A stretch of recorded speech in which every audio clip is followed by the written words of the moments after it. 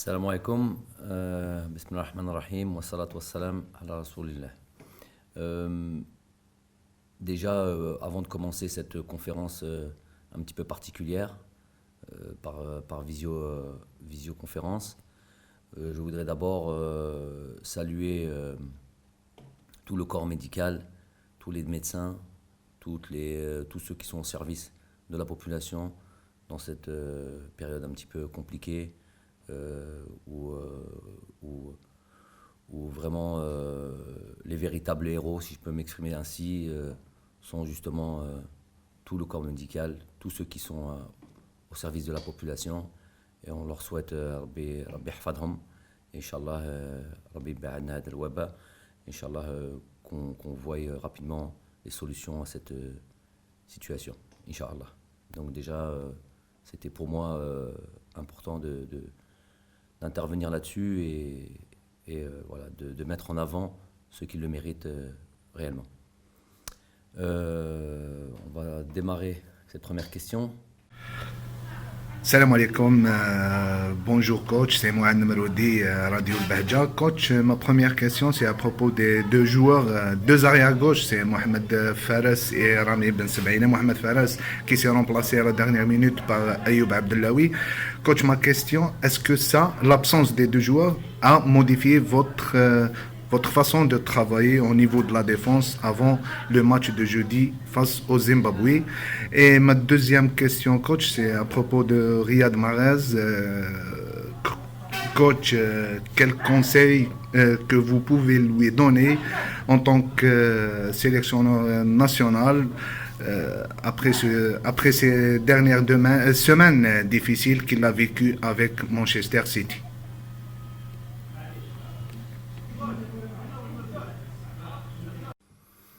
Donc pour ce qui est du travail élaboré et proposé aux joueurs en vue de cette première opposition contre le Zimbabwe,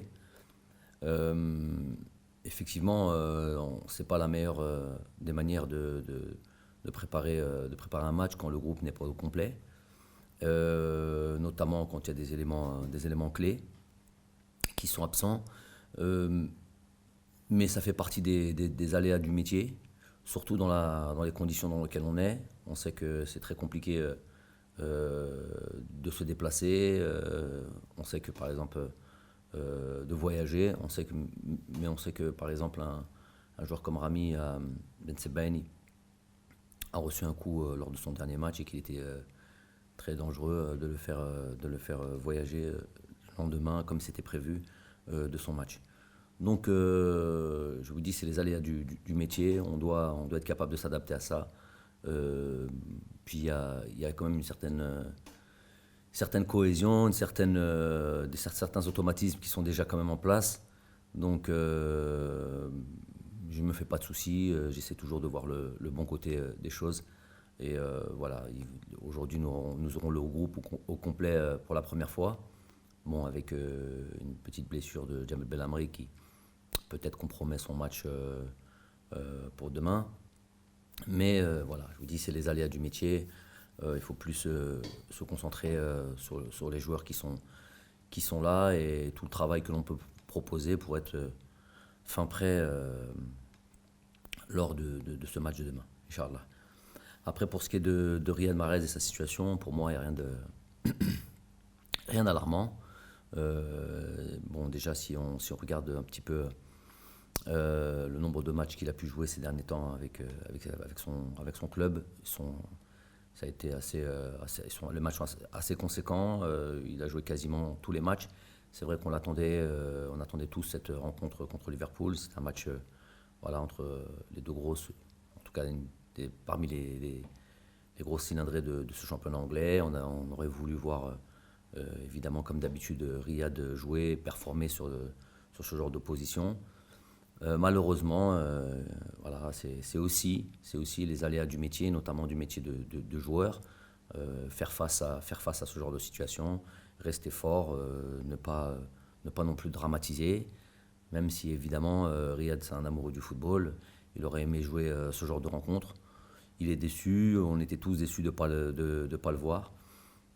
Mais en même temps, voilà, il est heureux, très heureux à chaque fois de retrouver l'équipe nationale.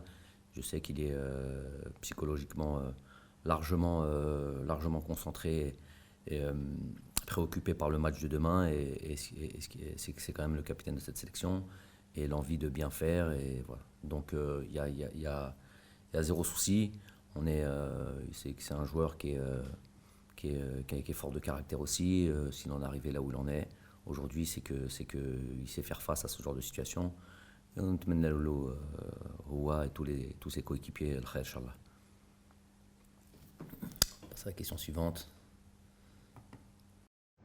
صباح الخير عليكم. ليلى بن فرحات صحفيه في التلفزيون الجزائري. ضمن هذه الندوه الصحفيه راح نبوزي لكم ونسالكم هذه لي كيستيون للمدرب والناخب الوطني جمال بالماضي. اول سؤال، في تاريخ المواجهات بين المنتخبين الجزائر زيمبابوي تعودنا ان يكونوا دي ديفيكولتي صعوبات امام منتخب زيمبابوي. اسكو اليوم جمال بالماضي راه يتصور المواجهه هذه اوترومون؟ كيفاش راك تتصور فيها الناخب الوطني؟ لا دوزيام كيستيون، بالنظر نشوفوا الغيابات لي زابسونس لبعض اللاعبين اللي كانت لظروف مختلفه كل واحد والاسباب ديالو، هل هذا الغياب ما راحش ياثر على المردود الفردي والجماعي للمنتخب الوطني؟ شكرا. Il est vrai que lors de notre dernière rencontre contre le Zimbabwe, je pense que c'était en 2017, donc ce qui s'est soldé par match nul, 2-2, qui a été, pour parler clairement, avec sans manquer de respect du tout à cette équipe-là, une désillusion, dans le sens où, voilà, je ne sais pas à quel moment on les a joués, en tout cas c'est sur cette phase de poule, mais en tout cas ça fait partie des matchs qui ont compromis le passage au deuxième tour. Donc cette équipe de Zimbabwe, quand on analyse par exemple leur premier match contre l'Égypte en ouverture de la dernière Coupe d'Afrique, on peut s'apercevoir que c'est une équipe de qualité. C'est une équipe qui présente régulièrement des joueurs évoluant notamment dans le championnat d'Afrique du Sud, qui est un très bon championnat, qui gagne régulièrement les Champions League africaines, lors de 3 clubs assez connus. Ensuite, ils ont quelques joueurs qui jouent en Europe.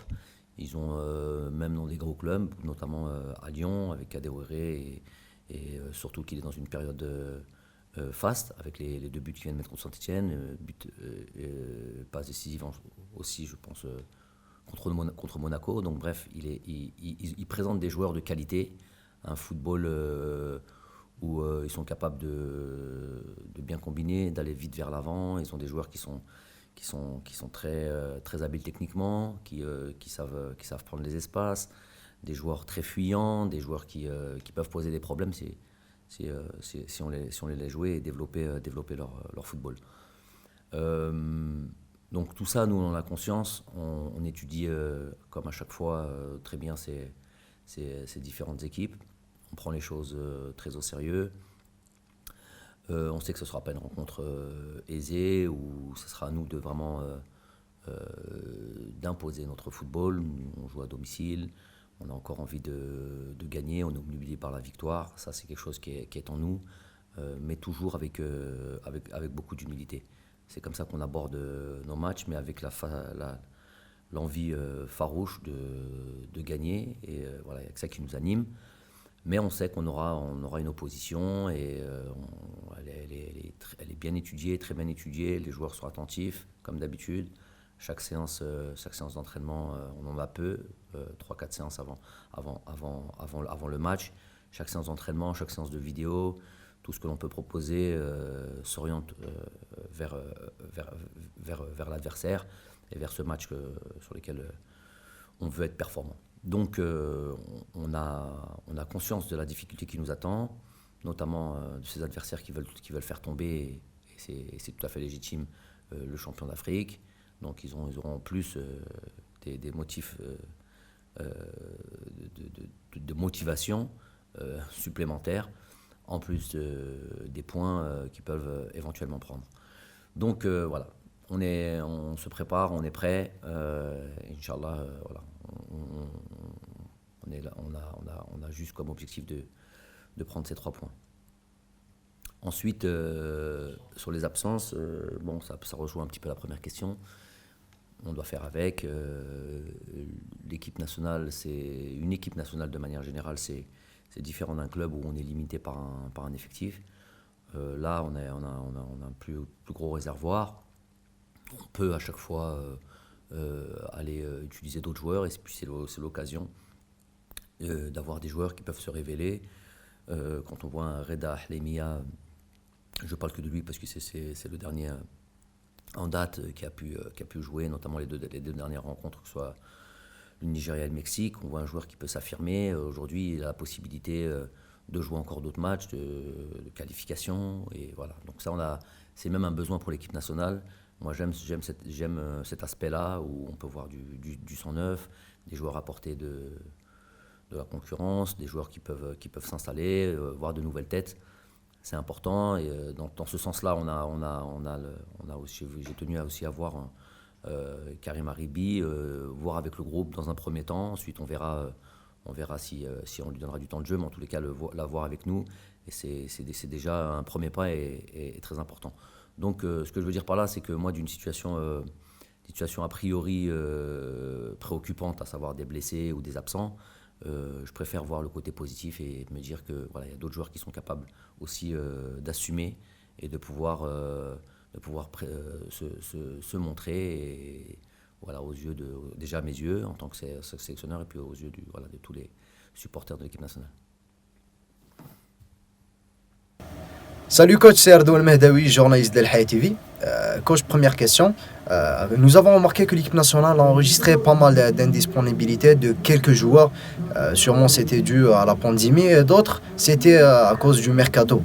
Mais l'équipe nationale a toujours gardé sa sérénité. Cela dû à quoi?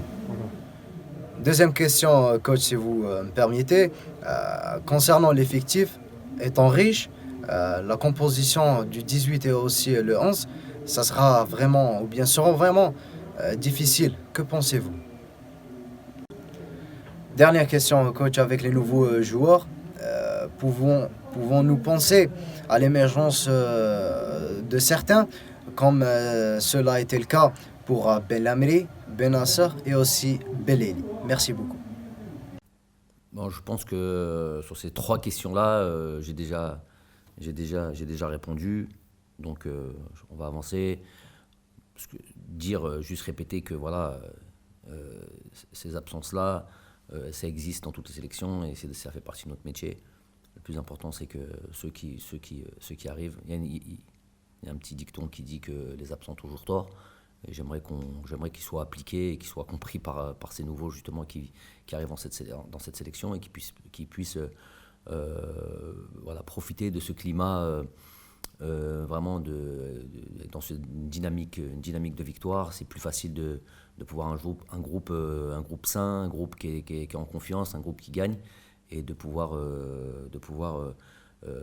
participer justement à cette dynamique et de s'intégrer tranquillement. Les joueurs aujourd'hui savent que d'arriver chez nous sommes une famille, et chaque international algérien qui arrive nouvellement, il rentre immédiatement dans cette famille. Après, à lui de s'y imposer. Et voilà, c'est ça la sélection nationale. On vient en sélection, après il faut valider sa prochaine sélection.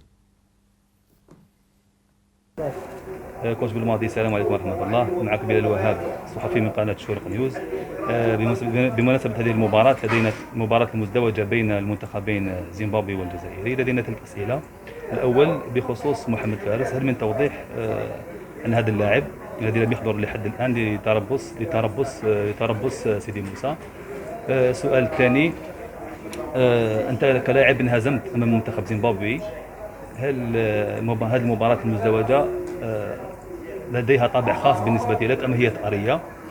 السؤال الثالث يتعلق بيوسف عطال. يوسف عطال الناس كلها تعرف أن يوسف عطال كثير الإصابات، والمستوى يعني ما راهوش في مستوى عالي. هل هذا راح يكون له تأثير على أداء ديالو مع المنتخب الوطني؟ شكرا. Je vais répondre qu'à la troisième question, parce que le reste, j'ai l'impression qu'on a déjà répondu. Pour ce qui est de Youssef Attal, déjà, on lui souhaite prompt rétablissement, parce qu'il a été atteint du Covid. Donc on lui souhaite vraiment de revenir en pleine forme très tôt. Et c'est vrai que sa situation, elle peut être préoccupante dans le sens où il a enregistré pas mal de blessures ces derniers temps. On sait qu'il a une certaine forme peut-être de faiblesse à certains points, et voilà, qu'il faut absolument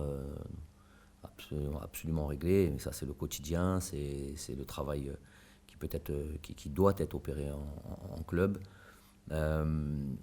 Et effectivement, le fait de manquer de rythme, de manquer de répétition de match fait qu'il n'est pas encore on a pu le voir sur ces matchs, sur ces entrées qu'il a pu faire, ne sont pas voilà, le reflet des qualités ou des prestations que Youssef a l'habitude de nous montrer, que ce soit à Nice ou que ce soit en équipe nationale. Donc je pense qu'il en a lui-même conscience, qu'il est justement à la recherche de son meilleur niveau. Pour cela, il faut qu'il mette, il le sait, je profite encore de ce moment pour lui envoyer un message, mais on en a tellement parlé. Il sait qu'il doit mettre tous les atouts de son côté pour pouvoir déjà éviter de se blesser. Il y a des choses à faire, il y a des dispositions à prendre quand on est professionnel. Et puis retrouver son niveau. C'est un joueur tout le monde le sait, un joueur qui est important pour l'équipe nationale. Mais il faut très rapidement qu'il puisse à nouveau s'exprimer, enchaîner des matchs et reprendre le rythme qu'il avait avant sa grosse blessure. Donc dans ça, voilà, on lui souhaite aussi bon courage et qu'il prenne vraiment conscience de la nécessité d'élever son niveau peut-être d'exigence en termes de professionnalisme.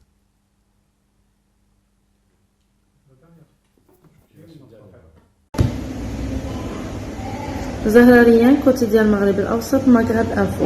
Question numéro 1. Après la confirmation de l'indisponibilité de Fares et la blessure de Belsveini, quel joueur, selon vous, pourrait éventuellement pallier leur absence?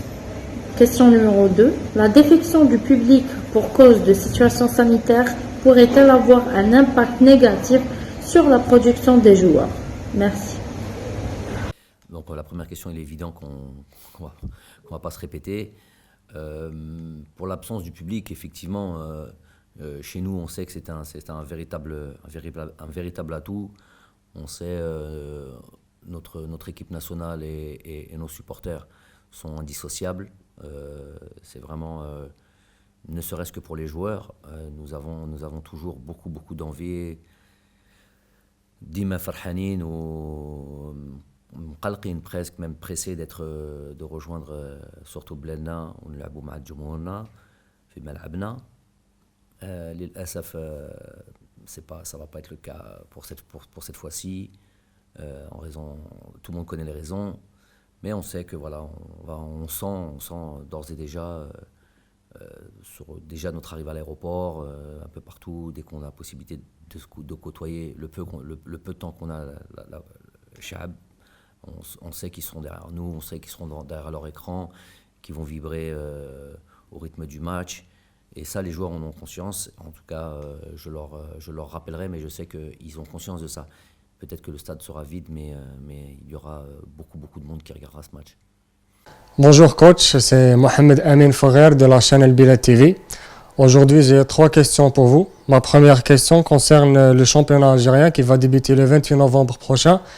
Ce départ en retard a-t-il pénalisé les joueurs locaux par rapport à votre liste? Ma deuxième question concerne le Covid-19 par rapport à la situation sanitaire inquiétante en Afrique. Est-ce que cela vous préoccupe?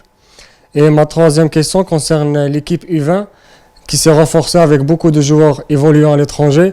Est-ce que ces joueurs-là vont être le vivier dans notre équipe nationale au futur? Merci. Je vais commencer par la dernière question qui est intéressante.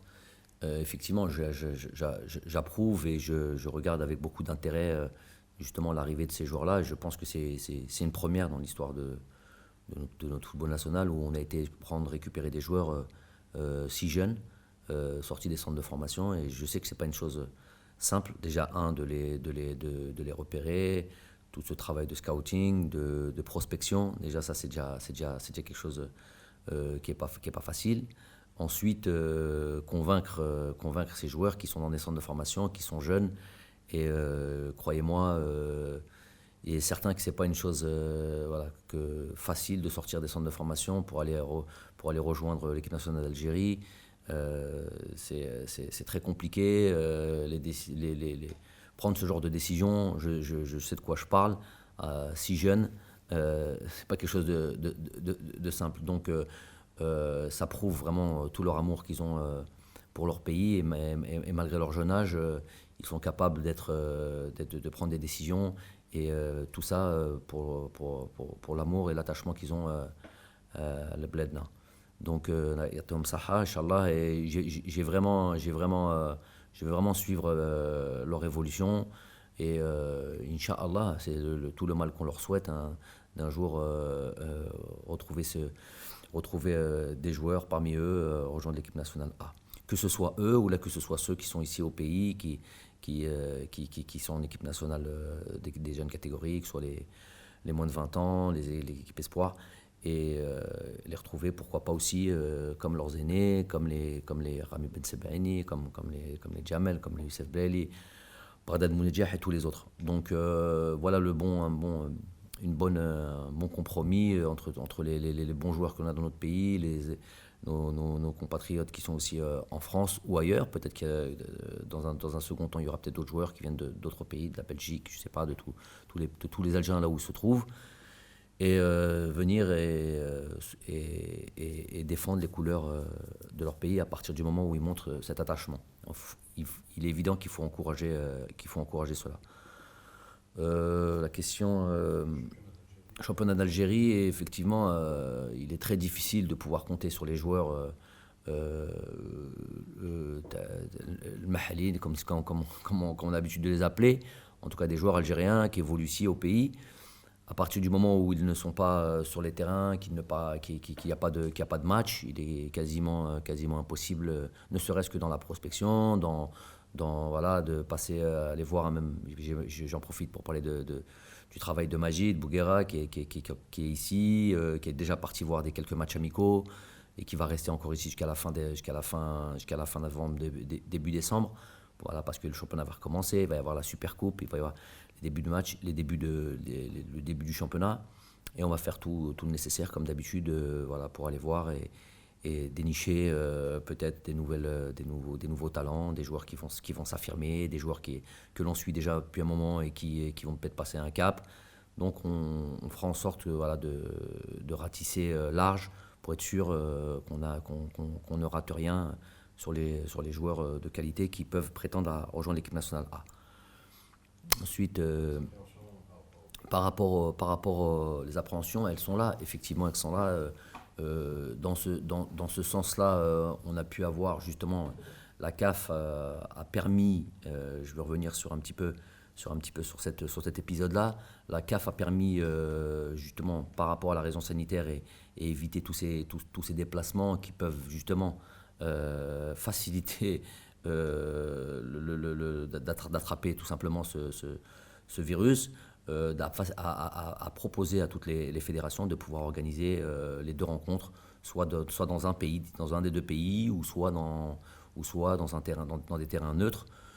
Suite à ça, nous avons moi-même, en accord avec les joueurs, on n'oublieront jamais que c'est les joueurs qui sont les acteurs principaux et qui sont évidemment peut-être préoccupés par cette situation sanitaire. Et ça, c'est tout à fait compréhensible. On a pensé, nous tous, suite à une demande, je dis bien suite à une demande de la fédération du Zimbabwe, à vouloir voyager le lendemain de notre premier match à Alger avec nous dans le même avion.